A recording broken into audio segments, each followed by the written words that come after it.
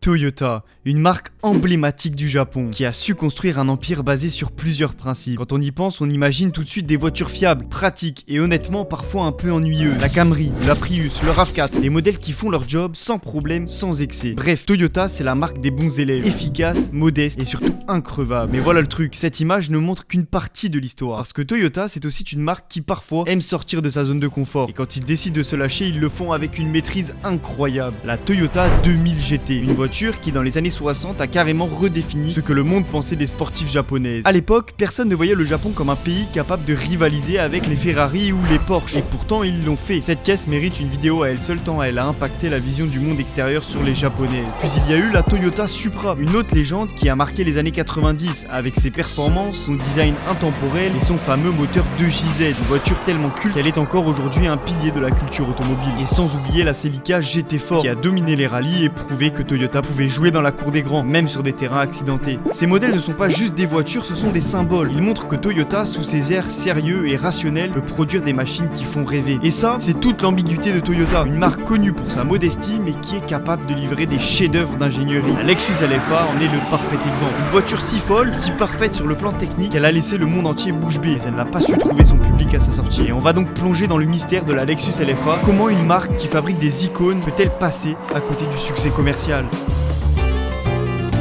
Revenons un peu en arrière pour mieux comprendre l'historique de Toyota. Nous sommes dans les années 60 et Toyota annonce la sortie de la 2000 GT. Avec un design élégant, un moteur 6 cylindres et des performances impressionnantes, c'est un véritable coup de tonnerre dans l'industrie automobile. Grâce à ce modèle, le Japon prouve au monde leur savoir-faire et remettent en question les Européens pensant être les seuls à performer dans ce secteur. Mais après ce chef-d'œuvre, c'est le silence radio. Toyota range son ambition dans un tiroir et le Japon entier reste sans réponse dans le domaine des supercars pendant près de 30 ans. Mais alors, que font-ils pendant ces 3 décennies ? Entre la fin des années 60 et le début des années 90, les constructeurs japonais se concentrent sur des modèles grand public, mêlant fiabilité, prix abordable et économe. Alors certes, ils ont tout de même des modèles sportifs comme la Celica ou encore la première génération de Supra, mais malheureusement, aucune de ces voitures ne pouvait prétendre rivaliser avec les Ferrari ou les Lamborghini de l'époque. C'est alors qu'un sentiment d'abandon du Japon pour les supercars se fait ressentir. Et non pas par manque de talent ou de technologie, mais une direction différente avec des ambitions différentes. Toyota, à cette époque, veut répondre aux besoins d'un marché en pleine expansion. Alors avançons un petit peu, on se retrouve maintenant dans les années 90 et 2 modèles japonais commencent à marquer les esprits. La Toyota Supra MK4 et la Honda NSX. La Supra, avec son moteur 2JZ GTE et sa capacité à encaisser des modifs monstrueuses, est devenue une icône de la culture automobile. De son côté, la NSX, développée avec l'aide du pilote de F1 Ayrton Senna, introduit des technologies révolutionnaires comme le châssis en aluminium. Alors on pourrait penser que le Japon se réveille enfin et commence à rattraper progressivement son retard. Mais malheureusement, ce n'est pas le cas. Malgré leur qualité, elles ne jouent pas dans la même catégorie que les supercars européennes. Dans ces années-là, de l'autre côté du globe, les supercars deviennent plus qu'un simple rêve. Elles incarnent le statut, la puissance et l'ambition des marques qui les produisent. Ferrari, Lamborghini, Porsche ou encore McLaren avec la F1 repoussent les limites de la technologie et du prestige. Et de leur côté, les amateurs de voitures japonaises attendent un héros, une machine capable de montrer au monde que le Japon, lui aussi, peut produire une vraie supercar. Et ce vide laissé après l'âge d'or de la 2000 GT se fait de plus en plus pesant. Il faut une réponse de leur part, une voiture capable de faire taire tous les sceptiques et de prouver que le Japon peut lui aussi rivaliser, voire même surpasser les supercars européennes. Et c'est comme ça que naît le projet P280.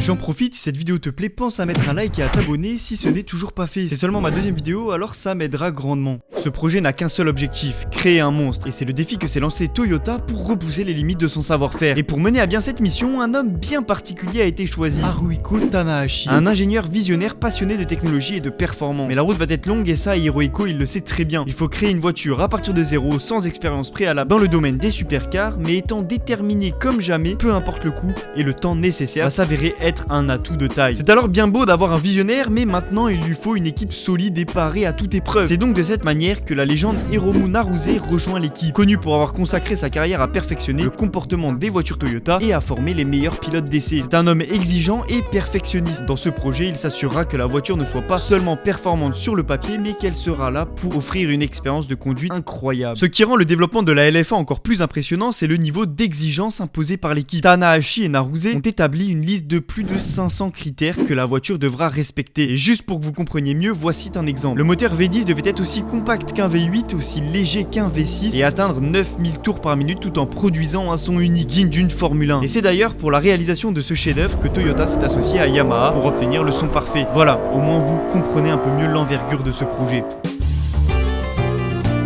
Concevoir une supercar n'est pas une tâche facile et pour Toyota cela représentait un défi colossal. En 2005, après des années de développement dans le plus grand des secrets, Toyota décide enfin de dévoiler son ambitieux projet. C'est donc lors du Détroit Motor Show que la marque révèle pour la première fois un concept de la Lexus LFA. Lexus will also unveil a supercar here. It's chasing Ferrari with this concept vehicle.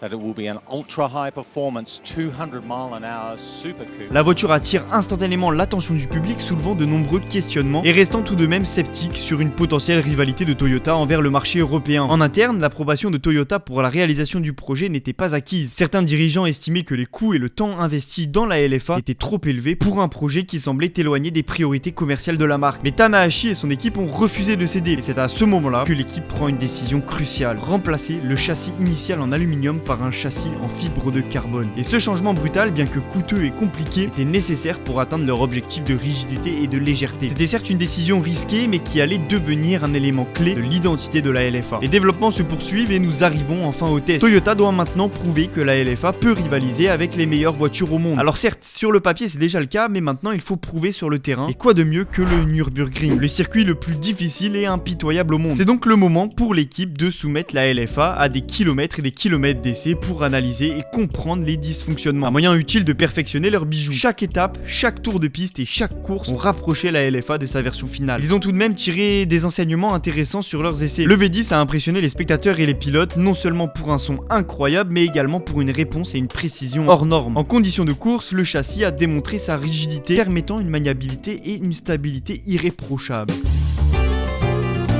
C'est donc après une décennie de travail acharné que notre LFA est prête à être dévoilée au monde entier. En 2010, lors du salon de l'automobile à Tokyo, que la Lexus LFA a été dévoilée dans sa version finale. Et tout de suite, elle s'est imposée comme une œuvre d'art avec ses lignes sculptées, son aérodynamisme travaillé à la perfection et une attention aux détails quasi parfaits. Mais tu t'en doutes, ce n'est pas que le design qui a choqué le public. Sous le capot, on retrouve un V10 atmosphérique de 4,8 litres développé en partenariat avec Yamaha. Et il est d'ailleurs capable de monter jusqu'à 9000 tours par minute. Elle délivre 560 chevaux et abat le 0 à 100 en seulement 3 secondes. C'est avec une vitesse de pointe de 325 km/h. La production est-elle limitée à seulement 500 exemplaires, chacun produit à la main par une équipe dédiée dans une usine spécialement conçue pour ce projet. Ce chef-d'œuvre possède une boîte séquentielle automatisée à 6 rapports conçue pour des changements ultra rapides. Bref, sa révélation est un franc succès. Tout le monde en parle, les critiques la qualifient de chef-d'œuvre d'ingénierie. Comment penser négativement quand le monde entier vous acclame?